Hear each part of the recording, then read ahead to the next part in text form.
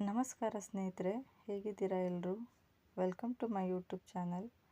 ಇವತ್ತು ನಾನು water bottle technique ಬಗ್ಗೆ, ಇದು ಲಾ ಆಫ್ ಅಟ್ರಾಕ್ಷನ್ನಲ್ಲಿ ಬರುತ್ತೆ, ವಾಟರ್ ಬಾಟಲ್ ಟೆಕ್ನಿಕ್ ಅಂತ. ಇದರ ಬಗ್ಗೆ ನಾನು ಸ್ವಲ್ಪ ಇನ್ಫಾರ್ಮೇಷನ್ ಕೊಡೋಣ ಅಂತ ಈ ವಿಡಿಯೋವನ್ನು ಮಾಡ್ತಾ ಇದ್ದೇನೆ.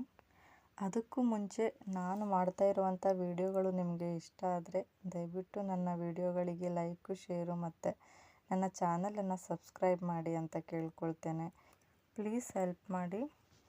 ಈ ವಾಟರ್ ಬಾಟಲ್ ಟೆಕ್ನಿಕನ್ನು ಫಸ್ಟ್ ಕಂಡುಹಿಡ್ದಿರೋದು ಬಂದು ಡಾಕ್ಟರ್ ಮಸಾರು ಇಮೋಟೋ ಅಂತ. ಆ ವಿಜ್ಞಾನಿ ಕಂಡುಹಿಡ್ದಿರೋದು. ನೀರಿಗೆ ಒಂದು ಅದ್ಭುತವಾದ ಶಕ್ತಿ ಇದೆ ಅನ್ನೋ ವಿಷಯ ನಮಗೆ ಎಲ್ಲರಿಗೂ ಗೊತ್ತು. ನಾವು ಅದನ್ನು ತುಂಬ ಚೆನ್ನಾಗಿ ಉಪಯೋಗ ಕೂಡ ಮಾಡ್ಕೊಳ್ತಾ ಇರ್ತೇವೆ. ಬಟ್ ಅದರಿಂದ ನಮಗೆ ಎಷ್ಟು ಬೆನಿಫಿಟ್ ಆಗುತ್ತೆ ಅನ್ನೋದು ನಮಗೆ ಗೊತ್ತಿರಲ್ಲ. ನಾರ್ಮಲಾಗಿ ನಮಗೆ ಬದುಕಲಿಕ್ಕೆ ನೀರು ಬೇಕು ಅಂತ ಹೇಳ್ಕೊಂಡು ನಾವು ನೀರನ್ನು ಒಂದು ನಾರ್ಮಲಾಗಿ ಕುಡಿತಾ ಇರ್ತೀವಿ ಅಷ್ಟೇ. ಬಟ್ ಅದನ್ನು ಉಪಯೋಗ ಮಾಡಿಕೊಂಡು ನಮ್ಮ ಲೈಫಲ್ಲಿ ನಾವು ಏನೆಲ್ಲ ಪಡ್ಕೋಬೋದು ಅನ್ನೋದನ್ನು ನಾನು ಈ ವಿಡಿಯೋದಲ್ಲಿ ಹೇಳ್ತೇನೆ. ಡಾಕ್ಟರ್ ಮಸಾರು ಇಮೋಟೋ ಅವರು ಇದನ್ನು ರಿಸರ್ಚ್ ಮಾಡಿರೋದು ಏನಂತ ಹೇಳಿದ್ರೆ, ನೀರು ಒಂದು ಪಾಸಿಟಿವಿಟಿಯನ್ನು ತಗೊಳುತ್ತೆ, ನೆಗೆಟಿವಿಟಿಯನ್ನು ತಗೊಳುತ್ತೆ ಅಂತ ಅಲ್ವಾ. ಇವಾಗ ನೀರಿಗೆ ನಾವೇನು ಹೇಳ್ತೀವಿ ಅಂತ ಹೇಳಿದ್ರೆ, ನೀರಿಗೆ ಎಲ್ಲವನ್ನು ಅಬ್ಸರ್ವ್ ಮಾಡುವಂಥ ಒಂದು ಶಕ್ತಿ ಇದೆ ಅನ್ನೋದು. ಆ ಥರ ಶಕ್ತಿ ಇರುವಾಗ ಅದು ಒಳ್ಳೆಯದನ್ನು ಅಬ್ಸರ್ವ್ ಮಾಡುತ್ತೆ, ಕೆಟ್ಟದನ್ನು ಅಬ್ಸರ್ವ್ ಮಾಡುತ್ತೆ. ಎಕ್ಸಾಂಪಲ್ ಹೇಳ್ಬೇಕಂತ ಹೇಳಿದ್ರೆ, ನಾವು ಇವಾಗ ಒಂದು ಮೆಡಿಸಿನನ್ನು ತಿನ್ನಬೇಕು ಅಂತ ಹೇಳಿದ್ರೆ, ಇವಾಗ ಆ ನೀರಿಗೆ ನಾವು ಮೆಡಿಸಿನನ್ನು ಮಿಕ್ಸ್ ಮಾಡಿಕೊಂಡು ತಗೊಳ್ಬೇಕು ಅಂತ ಹೇಳಿದ್ರೆ, ಆ ಮೆಡಿಸಿನನ್ನು ಆ ನೀರು ಅಬ್ಸರ್ವ್ ಮಾಡುತ್ತೆ ಮತ್ತು ಅದನ್ನು ನಾವು ಕುಡಿದವಾಗ ನಮ್ಮ ಏನು ಆರೋಗ್ಯದಲ್ಲಿ ಸಮಸ್ಯೆ ಇರುತ್ತೋ ಅದು ಸರಿ ಹೋಗುತ್ತೆ ಅಲ್ವಾ. ಅದೇ ರೀತಿ ಇವಾಗ ವಿಷ ಅನ್ನೋದನ್ನು ತಗೊಂಡು ಅದು ನೀರಿಗೆ ಹಾಕಿದವಾಗ, ಅಯ್ಯೋ ಇದು ವಿಷ, ಇದು ನಾನು ಅಬ್ಸರ್ವ್ ಮಾಡಲ್ಲ, ಇದನ್ನು ಕುಡಿದ್ರೆ ಸತ್ತೋಗ್ತಾರೆ, ಅದಕ್ಕೆ ನಾನು ಇದನ್ನು ಅಬ್ಸರ್ವ್ ಮಾಡಲ್ಲ ಅಂತ ಏನಾದರೂ ನೀರು ಹೇಳುತ್ತಾ? ಇಲ್ಲ ಅಲ್ವಾ. ಅದು ವಿಷ ಕೂಡ ಅಬ್ಸರ್ವ್ ಮಾಡುತ್ತೆ. ಅದನ್ನು ಕುಡಿದ್ರೆ ಖಂಡಿತವಾಗಿಯೂ ಸತ್ತು ಹೋಗ್ತಾರೆ ಒಬ್ಬ ವ್ಯಕ್ತಿ ಕೂಡ. ಅದೇ ತರಹ ನೀರು ಒಳ್ಳೆಯದನ್ನು ತಗೊಳುತ್ತೆ, ಕೆಟ್ಟದನ್ನು ತಗೊಳುತ್ತೆ. ಅದಕ್ಕಾಗಿ ನಾವೇನು ಮಾಡಬೇಕು ಅಂತ ಹೇಳಿದ್ರೆ, ನೀರಿಗೆ ಒಳ್ಳೆಯದನ್ನು ಹೇಳಿಬಿಟ್ಟು ನಮ್ಮ ಲೈಫಲ್ಲಿ ಒಳ್ಳೆಯದನ್ನು ಅಟ್ರ್ಯಾಕ್ಟ್ ಮಾಡೋಣ ಅಂತ. ಡಾಕ್ಟರ್ ಮಸಾರು ಇಮೋಟೋರವರು ಇದನ್ನು ರಿಸರ್ಚ್ ಮಾಡಿರೋದು. ಅದರ ಸೈಂಟಿಫಿಕ್ ರೀಸನ್, ಅದರ ಹಿಂದೆ ಇರುವಂಥ ಸೈನ್ಸ್ ಏನು ಅಂತ ಜನಕ್ಕೆ ತೋರಿಸ್ಬೇಕು ಅಂತ ಅವರು ಈ ವಿಷಯದ ಬಗ್ಗೆ ಒಂದು ರಿಸರ್ಚ್ ಮಾಡ್ತಾರೆ. ಅವ್ರು ಏನು ಮಾಡ್ತಾರೆ ಅಂತ ಹೇಳಿದ್ರೆ, 2 ಗ್ಲಾಸನ್ನು ತಗೊಳ್ತಾರೆ. ಆ 2 ಗ್ಲಾಸಲ್ಲಿ ಟ್ರಾನ್ಸ್ಪರೆಂಟ್ ಗ್ಲಾಸು, ಅದರಲ್ಲಿ ಫುಲ್ಲು 2 ಗ್ಲಾಸಲ್ಲೂ ನೀರು ತುಂಬಿಸ್ಕೊಂಡು ಅವರು ಆ ಗ್ಲಾಸಿನ ಮೇಲ್ಗಡೆ ಒಂದು ಗ್ಲಾಸಲ್ಲಿ ಐ ಹೇಟ್ ಯು ಅಂತ ಬರೀತಾರೆ, ಇನ್ನೊಂದು ಗ್ಲಾಸಲ್ಲಿ ಐ ಲವ್ ಯು ಅಂತ ಬರೀತಾರೆ. ಮತ್ತು ಇದನ್ನು ಫ್ರೀಸ್ ಮಾಡ್ತಾರೆ, ಫ್ರಿಜ್ಜಲ್ಲಿ ಇಟ್ಬಿಟ್ಟು ಫ್ರೀಸ್ ಮಾಡ್ತಾರೆ. ಅದರ ನಂತರ ಅವರು ಆ 2 ಗ್ಲಾಸನ್ನು ಹೊರಗಡೆ ತೆಗೆದುಬಿಟ್ಟು ಮೈಕ್ರೋಸ್ಕೋಪಲ್ಲಿ ನೋಡಿದವಾಗ, ಒಂದು ಐ ಹೇಟ್ ಯು ಅಂತ ಏನು ಬರೆದಿತ್ತು ಅದರಲ್ಲಿ ಸೆಲ್ಯುಲರ್ ಸ್ಟ್ರಕ್ಚರು ಮತ್ತು ಐ ಲವ್ ಯು ಅಂತ ಬರೆದಿರೋದ್ರಲ್ಲಿ ಮೊಲಿಕ್ಯುಲರ್ ಸ್ಟ್ರಕ್ಚರು ಕ್ರಿಯೇಟ್ ಆಗಿರೋದನ್ನು ನೋಡ್ತಾರೆ. ಸೆಲ್ಯುಲರ್ ಸ್ಟ್ರಕ್ಚರು ಇರುವಂಥದ್ದು ಐ ಹೇಟ್ ಯು ಅಂತ ಬರೆದಿರೋದ್ರಲ್ಲಿ ಯಾವ ಥರ ಕಾಣಿಸ್ತಾ ಇತ್ತು ಅಂತ ಹೇಳಿದ್ರೆ, ಅದು ತುಂಬ ಶೇಪ್ಲೆಸ್ಸು, ವಿಕಾರವಾಗಿತ್ತು ನೋಡಲಿಕ್ಕೆ.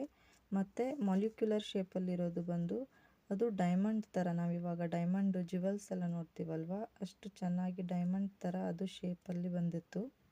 ಇದನ್ನು ನೀವು ಗೂಗಲಲ್ಲಿ ಸರ್ಚ್ ಮಾಡಿದ್ರೂ ನಿಮಗೆ ಅದರ ಡೀಟೇಲ್ ಬರುತ್ತೆ. ನಾನು ಇಲ್ಲಿ ಅದರ ಫೋಟೋವನ್ನು ಹಾಕ್ತೀನಿ ನೋಡಿ.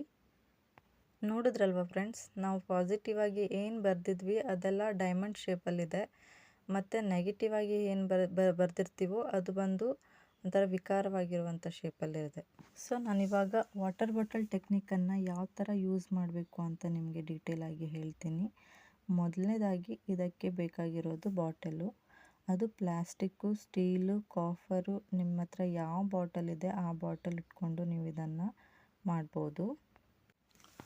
ಒಂದು ವೈಟ್ ಕಲರ್ ಪೇಪರನ್ನು ತಗೊಳ್ಳಿ. ಅದರಲ್ಲಿ ನೀವು ನಿಮಗೆ ಲೈಫಲ್ಲಿ ಏನೆಲ್ಲ ನೀವು ಅಟ್ರ್ಯಾಕ್ಟ್ ಮಾಡಬೇಕಂತ ಇದ್ದೀರಾ, ನಿಮಗೆ ಏನೆಲ್ಲ ಬೇಕು ಅದನ್ನು ನೀವು ಚಿಕ್ಕದಾಗಿ ಕೂಡ ಬರಿಬೋದು, ಇಲ್ಲ ಅಫರ್ಮೇಷನ್ ಥರನೂ ಬರಿಬೋದು ದೊಡ್ಡದಾಗಿ. ಅದನ್ನು ನೀವು ಆ ಬಾಟಲಲ್ಲಿ ಅಂಟಿಸ್ಬೇಕು. ಇದನ್ನು ನೀವು ಯಾವ ಕಲರ್ ಪೆನ್ನಲ್ಲೂ ಬರೆದ್ರೂ ಓಕೆ, ಅದಕ್ಕೆ ಪರ್ಟಿಕ್ಯುಲರ್ ಕಲರಲ್ಲಿ ಬರಿಬೇಕು ಅಂತ ಆ ಥರ ಏನೂ ಇಲ್ಲ. ಮತ್ತು ಇವಾಗ ನಿಮ್ಮ ಲೈಫಲ್ಲಿ ಒಂದು ಖುಷಿ ಬೇಕು, ಇಲ್ಲ ಜಾಬು, ಇಲ್ಲ ಮನಿ, ಆ ಥರ ಏನು ಬೇಕೋ ಅದನ್ನು ನೀವು ಶಾರ್ಟಾಗಿ ಕೂಡ ಬರಿಬೋದು. ಎಕ್ಸಾಂಪಲ್ಗೆ ನೀವು ನಿಮ್ಮ ಲೈಫಲ್ಲಿ ಲವನ್ನು ಅಟ್ರ್ಯಾಕ್ಟ್ ಮಾಡಬೇಕಂತ ಇದ್ದರೆ ಲವ್ ಅಂತ ಬರಿಬೋದು. ಆಮೇಲೆ ನೀವು ತಗೊಳ್ಳುವಂಥ ಒಂದು ನಿರ್ಧಾರಗಳ ಬಗ್ಗೆ ನಿಮಗೆ ಕಾನ್ಫಿಡೆನ್ಸ್ ಇಲ್ಲ ಅಂತ ಹೇಳಿದ್ರೆ ನೀವು ಕಾನ್ಫಿಡೆನ್ಸ್ ಅಂತ ಬರಿಬೋದು. ಸ್ಯಾಟಿಸ್ಫ್ಯಾಕ್ಷನ್ನು, ಕ್ಲಾರಿಟಿ, ಇಂಟೆಲಿಜೆನ್ಸಿ, ಆಮೇಲೆ ಜಾಬು, ಈ ಥರನೂ ಚಿಕ್ಕದಾಗಿ ಶಾರ್ಟ್ ವರ್ಡ್ಸಲ್ಲಿ ಬರಿಬೋದು. ಇಲ್ಲ ನೀವು ಅಫರ್ಮೇಷನ್ ಥರನೂ ಬರಿಬೋದು. ಎಕ್ಸಾಂಪಲ್ಗೆ ನಾವು ಆರೋಗ್ಯವಾಗಿದ್ದೀವಿ, ಮತ್ತು ನನ್ನ ಡ್ರೀಮ್ ಜಾಬ್ ಸಿಕ್ತು ನನಗೆ, ಇಲ್ಲ ನಾನು ತುಂಬ ಮನಿನ ಅಟ್ರ್ಯಾಕ್ಟ್ ಮಾಡ್ತಾ ಇದ್ದೇನೆ. ಈ ಥರ ನಿಮ್ಮದೇನಿದೆ, ಇವಾಗ ತುಂಬ ಜನರಿಗೆ ಮಕ್ಕಳೆಲ್ಲ ಆಗ್ತಾ ಇರಲ್ಲ ಅಲ್ವಾ, ಅವರು ಕೂಡ ನಾನು ಒಂದು ಹೆಲ್ದಿಯಾಗಿರುವಂಥ ಮಗುವಿಗೆ ಜನ್ಮ ನೀಡಿದ್ದೀನಿ, ಆಲ್ರೆಡಿ ಆಗಿದೆ ಅಂತ ಹೇಳ್ಕೊಂಡು ನೀವು ಬರಿಬೇಕಾಗುತ್ತೆ. ಮತ್ತು ಆ ಮಗು ತುಂಬಾ ಆರೋಗ್ಯವಾಗಿದೆ, ಈ ಥರ ಎಲ್ಲ ನೀವು ಬರಿಬೇಕು. ವಾಟರ್ ಬಾಟಲಲ್ಲಿ ಬರೆಯುವಾಗ ನೀವು ಪಾಸಿಟಿವ್ ಆಗಿ ಇರಬೇಕಾಗತ್ತೆ. ನಿಮಗೆ ಯಾವುದೇ ರೀತಿಯಲ್ಲಿ ಡೌಟ್ ಇರಬಾರ್ದು. ಅಯ್ಯೋ ಇದು ಆಗುತ್ತೋ ಆಗಲ್ವೋ ಅಂತ ನೀವು ಯಾವಾಗಲೂ ಡೌಟ್ ಪಡಬಾರ್ದು. ಮತ್ತು ನೀವು ಏನು ಒಂದು ನಿಮ್ಮ ಅಫರ್ಮೇಷನ್ನು, ನಿಮ್ಮ ಡ್ರೀಮ್ಸನ್ನು ಏನು ಬರೆದಿರ್ತೀರಾ ಅದನ್ನು ನೀವು ಬರಿತಾನೆ ವಿಜುವಲೈಸ್ ಮಾಡ್ಕೊಳ್ಳಿ. ಅದು ರಿಯಾಲಿಟಿಗೆ ಬಂದಿರೋ ಥರ, ನೀವು ಅದನ್ನು ಅನುಭವಿಸಿರೋ ಥರ. ಇನ್ನೊಂದು ಏನು ವಿಚಾರ ಅಂತ ಹೇಳಿದ್ರೆ, ನೀವು ಒಂದೇ ಬಾಟಲಲ್ಲಿನೇ ಎಲ್ಲನೂ ಬರೀಬೇಕು ಅಂತ ಇಲ್ಲ. ನಿಮ್ಮ ಲೈಫಲ್ಲಿ ನೀವು ತುಂಬಾ ಅಟ್ರ್ಯಾಕ್ಟ್ ಮಾಡಬೇಕು, ನಮ್ಮಲ್ಲಿ ತುಂಬಾ ಡ್ರೀಮ್ಸ್ ಇದೆ ಅಂತ ಹೇಳಿದ್ರೆ ನೀವು ಪ್ರತಿಯೊಂದನ್ನು ಕೂಡ ಅಫರ್ಮೇಷನ್ ರೀತಿ ಇಲ್ಲ ಚಿಕ್ಕ ವರ್ಡಲ್ಲೂ ಕೂಡ ನೀವು ಎಲ್ಲ ಬಾಟ್ಲುಗಳಲ್ಲೂ ನೀವು ಬರೆದು ಅಂಟಿಸ್ಬೋದು. ಅಂಟಿಸಿದ್ರೆ ಬಾಟಲ್ ಏನಾದರೂ ಹಾಳಾಗುತ್ತೆ ಅನ್ನೋ ಥರ ಇದ್ದರೆ ನೀವು ರಬ್ಬರ್ ಬ್ಯಾಂಡ್ ಹಾಕ್ಕೊಂಡು ಕೂಡ ಇಡ್ಬೋದು ಒಂದು ಪೇಪರಲ್ಲಿ. ಮತ್ತು ಇದನ್ನು ನೀವು ಯಾರಿಗೂ ಗೊತ್ತಿಲ್ಲದೇನೂ ಕೂಡ ಮಾಡ್ಬೋದು. ಇವಾಗ ಮನೆಯಲ್ಲಿ ಒಬ್ಬೊಬ್ರಿಗೆ ಈ ಥರ ಎಲ್ಲ ಮಾಡಿದ್ರೆ ಇಷ್ಟ ಆಗಲ್ಲ ಅಂತ ಹೇಳಿದ್ರೆ ನೀವು ಇದನ್ನು ಬರೆದ್ಬಿಟ್ಟು ಯಾರಿಗೂ ಕಾಣದೇ ಇರೋ ಪ್ಲೇಸಲ್ಲೇ ಇಟ್ಕೊಂಡು ನೀವು ಇದನ್ನು ಮಾಡ್ಕೊಂಡು ಹೋಗ್ಬೋದು. ಈ ಟೆಕ್ನಿಕನ್ನು ನೀವು ನೈಟ್ ಟೈಮಲ್ಲಿ ಮಾಡಬೇಕಾಗತ್ತೆ. ಅದು ಹೆಂಗಂತ ಹೇಳಿದ್ರೆ, ನೀವು ಮಲಗೋ ಟೈಮಲ್ಲಿ ನೀವು ಆಲ್ರೆಡಿ ಪೇಪರಲ್ಲಿ ಎಲ್ಲ ನಿಮ್ಮದು ಡ್ರೀಮ್ ಅಫರ್ಮೇಷನ್ಸು, ನಿಮ್ಮದು ಎಲ್ಲ ಡ್ರೀಮ್ಸ್ ಎಲ್ಲ ಬರೆದಿಟ್ಟಿರ್ತೀರಲ್ವ, ಅದನ್ನು ಅಂಟಿಸ್ಬಿಟ್ಟು ಇಟ್ಟಿರಿ. ಆವಾಗ ನೀವು ನೈಟು ಮಲಗೋ ಟೈಮಲ್ಲಿ ಅದರಲ್ಲಿ ಫುಲ್ಲು ನೀರನ್ನು ತುಂಬಿಸ್ಕೊಂಡು ನೀವು ಅದು ಎಲ್ಲಿಡ್ತೀರ ಮನೆಯಲ್ಲಿ ಆ ಪ್ಲೇಸಲ್ಲಿ ಇಟ್ಬಿಟ್ಟು ನೀವು ನೈಟ್ ಮಲಗಿ ಮತ್ತು ಬೆಳಗ್ಗೆ ಎದ್ದ ತಕ್ಷಣವೇ ಆ ನೀರನ್ನು ಕುಡಿಬೋದು. ಮತ್ತು ನಿಮಗೆ ಮಧ್ಯದಲ್ಲೆಲ್ಲಾದರೂ ನೀರು ಕುಡಿಬೇಕು ಅನಿಸ್ದವಾಗೆಲ್ಲ ಅದೇ ಬಾಟ್ಲಿಂದ ನೀವು ನೀರು ಕುಡಿಬಾರ್ದು. ಅದಕ್ಕಾಗಿ ಅಂತಲೇ ಬೇರೆ ಬಾಟಲನ್ನು ನೀವು ಇಟ್ಕೊಳ್ಬೋದು. ನೀವು ನೈಟ್ ಏನು ಆ ಬಾಟಲ್ಗಳಲ್ಲಿ ಬರೆದಿರುವಂಥ ಅಫರ್ಮೇಷನ್ಸು, ನಿಮ್ಮ ಡ್ರೀಮ್ಸ್ ಎಲ್ಲ ಏನಿರುತ್ತೆ ಅದೆಲ್ಲನೂ ಆ ಬಾಟಲಲ್ಲಿರುವಂಥ ನೀರು ಒಬ್ಸರ್ವ್ ಮಾಡಿರುತ್ತೆ. ಮತ್ತು ನೀವು ಬೆಳಗ್ಗೆ ಎದ್ದು ಆ ನೀರನ್ನು ಕುಡಿಯುವಾಗ ಆ ನೀರು ನಿಮ್ಮ ಇಡೀ ಬಾಡಿಲಿ ಹೋಗ್ಬಿಟ್ಟು ಅದು ಪಾಸಿಟಿವ್ ಆಗಿ ನಿಮ್ಮ ಬಾಡಿಲಿ ಸೇರಿಕೊಳ್ಳುತ್ತೆ. ಮತ್ತು ಇವಾಗ ಅಮೆಝಾನಲ್ಲೆಲ್ಲ ಅಫರ್ಮೇಷನ್ ಎಲ್ಲ ಬರೆದಿರುವಂತಹ ಬಾಟಲ್ಗಳೇ ನಮಗೆ ರೆಡಿಮೇಡ್ ಆಗಿ ಸಿಗ್ತಾ ಇರುತ್ತೆ.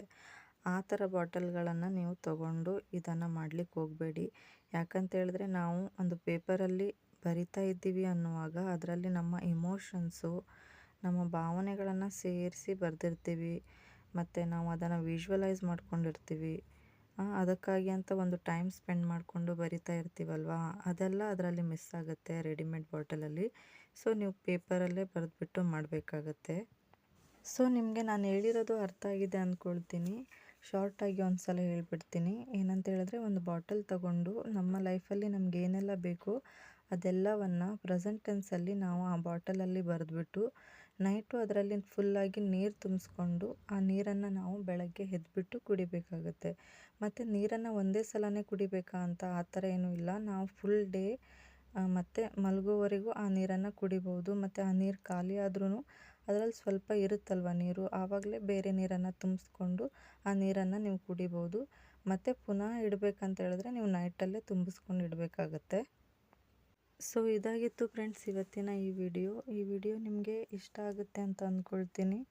ಮತ್ತು ನಿಮಗೆ ಏನಾದರೂ ಅರ್ಥ ಆಗಿಲ್ಲ ಅಂತ ಹೇಳಿದ್ರೆ ನೀವು ಕಮೆಂಟ್ ಮಾಡಿಕೊಂಡು ತಿಳಿಸ್ಬೋದು. ನಾನು ಬೇಕಾದರೆ ಅದರಲ್ಲಿ ರಿಪ್ಲೈ ಮಾಡ್ತೇನೆ. ಸೊ ಈ ವಿಡಿಯೋ ನಿಮಗೆ ಇಷ್ಟ ಆದರೆ ದಯವಿಟ್ಟು ಶೇರ್ ಮಾಡಿ, ಲೈಕ್ ಮಾಡಿ ಮತ್ತು ನನ್ನ ಚಾನಲನ್ನು ಸಬ್ಸ್ಕ್ರೈಬ್ ಮಾಡಿ. Thank you so much.